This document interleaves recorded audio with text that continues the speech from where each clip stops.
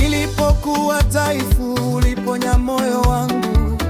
Nilipopotea, upendo wako ulinipa njia. Hata sikuona, ulikuwa ukinitengenezea. Leo nashuhudia kwa shukrani, wema wako umenifuata. Umenibeba Bwana, umenibeba Bwana, kila mwezi, kila siku kwa uaminifu wako. Tangu mwanzo hadi mwisho, rehema zako hazijaisha. Bwana, umenibeba.